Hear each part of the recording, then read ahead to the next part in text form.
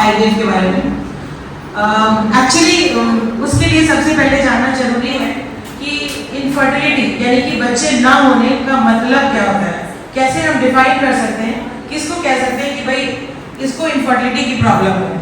Infertility का मतलब होता है कोई भी कपल अगर 1 साल तक साथ रह रहे हैं और कोई गर्भ निरोधक चीज का इस्तेमाल नहीं कर रहे हैं पर फिर भी वो लेडी प्रेग्नेंट नहीं हो पा रही है, that means she is a case of infertility, उसको डॉक्टरी सलाह की जरूरत है। या फिर अगर 35 साल, कई बार आजकल लेट मैरिजेस भी होती हैं, अगर 35 इयर्स हो गया है, शादी हो गई और 6 महीना हो गया, 6 महीने तक भी वो मां नहीं बन पाई, तो इमीडिएटली आप डॉक्टर के पास जाइए और डॉक्टरी सलाह लीजिए कि हमें ये प्रॉब्लम है, क्या क्या करें। अब कुछ ऐसे कंडीशंस हैं जो दवा से नहीं ठीक हो सकते हैं, जैसे फैलोपियन ट्यूब अगर दोनों ब्लॉक हैं तो प्रेगनेंसी नहीं पॉसिबल है। या फिर कुछ रिलेटिव कंट्राइंडिकेशन है जैसे पीसीओडी है, पीसीओडी आजकल बहुत रैम्पेंट हो गया है। उसमें क्या होता है, जरूरत से ज्यादा अंडे बनते हैं औरतों में, जिसकी वजह से ओव्यूलेशन नहीं होता है। अंडा जो हर माह औरतों में बड़ा होता है, फूटता है, फिर मेंसेस आता है, वो मेंसेस ही डिलेड हो जाता है, पीरियड ही टाइम से नहीं आता है। पीरियड टाइम से नहीं आता, व्हाई? बिकॉज ओव्यूलेशन नहीं होता है। ओव्यूलेशन नहीं होता है तो वो अंडा स्पर्म से कंबाइन नहीं करता है तो बच्चा नहीं होता है। तो पीसीओडी हो गया, आपका फैलोपियन ट्यूब का प्रॉब्लम हो गया कि दोनों तरफ की ट्यूब ब्लॉक है। या फिर ये हो सकता है कि कोई बच्चेदानी में कोई ट्यूमर है या बच्चेदानी में पैदाइशी कोई मतलब एनाटॉमिकल डिफेक्ट है जिसकी वजह से बच्चा ठहर नहीं पा रहा है। इसके अलावा छोटे छोटे बहुत सारे रीजंस होते हैं, जैसे ओवेरियन रिजर्व का कम हो जाना। आजकल ये सब चीज़ें भी कॉमन है कि स्ट्रेसफुल लाइफ की वजह से या लेट मैरिज की वजह से अंडा बनना कम हो जाता है। मतलब 30-32 साल की उम्र में देखा गया है कि अंडा ही नहीं बन रहा है अच्छे से। तो अंडा का ना बनना या अंडे का ज़रूरत से ज़्यादा बनना, फैलोपियन ट्यूब्स का ब्लॉक होना या बच्चेदानी की बनावट में कमी होना, ये बहुत कॉमन कारण है इनफर्टिलिटी के, जिनमें अमूमन आईवीएफ की ज़रूरत पड़ती है। या इवन अगर हम मेल पार्टनर का यानी कि हस्बैंड का देखें तो स्पर्म का यानी कि शुक्राणुओं का न बनना या ज़रूरत से ज़्यादा कम होना, यानी कि लेस देन 5 मिलियन है, 5 मिलियन से कम है अगर, तो किसी भी स्थिति में नेचुरल कंसेप्शन नहीं हो सकता है। हाँ, दवा से कोशिश कर सकते हैं पर कभी कभी नहीं बढ़ता है तभी हमें आईवीएफ के लिए ही जाना है।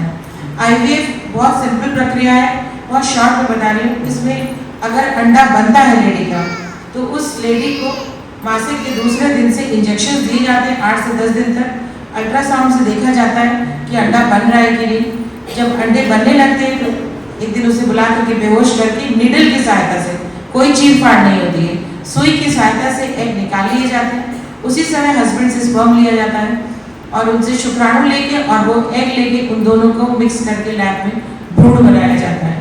फिर ये भ्रूण जब 5 दिन का कल्चर हो जाता है, कल्चर मीन्स उसको ग्रो करते हैं, ग्रो करने के बाद इसी बीच बच्चेदार यूट्रस की जो लाइनिंग है, जो वुमन है उसकी लाइनिंग को भी तैयार करते हैं। उसकी जो लाइनिंग है इस लायक हो जाती है कि उसमें बच्चा डाले यानी कि भ्रूण डाले तो वो चिपक जाए उसमें और ग्रो करने लगे। तो वो हम 5, जब भ्रूण भी बन गया, लाइनिंग भी बन गई, तो 5 डे एम्ब्रियो या may be sometimes 3 day embryo also वो हम ट्रांसफर कर देते हैं। That is IVF in a nutshell. अब ये जो है अपने एग से भी हो सकता है, बाहरी एग से भी हो सकता है, तो वो डिपेंड करता है कि कौन सी कंडीशन है, किस तरह की परेशानी है। फिर वो इंडिविजुअल टू इंडिविजुअल वेरिएशन होता है।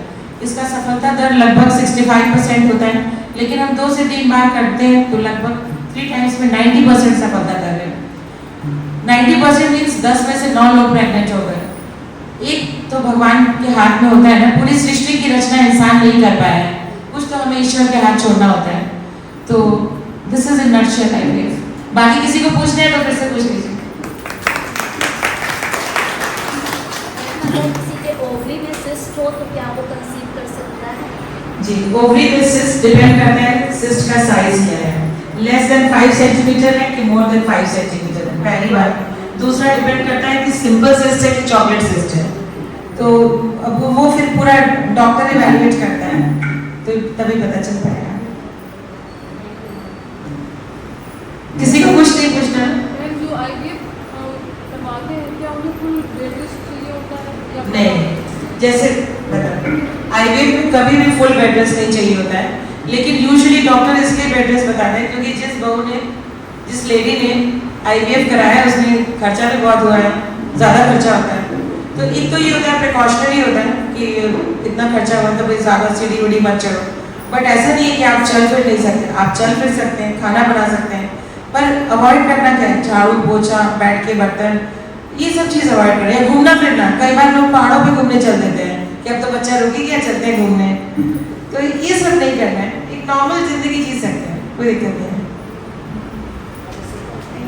क्या IVF में मतलब 2 बच्चे के लिए बच्चे भी होते हाँ, हैं? वो नहीं यूजुअली 2 एम्ब्रियोज डालते हैं, ये सोच के नहीं डालते कि 2 बच्चे होंगे, ये सोच के डालते हैं कि एक नहीं बढ़ा तो दूसरा तो बढ़ ही जाए, कभी कभी 2 भी बढ़ जाते हैं उसमें।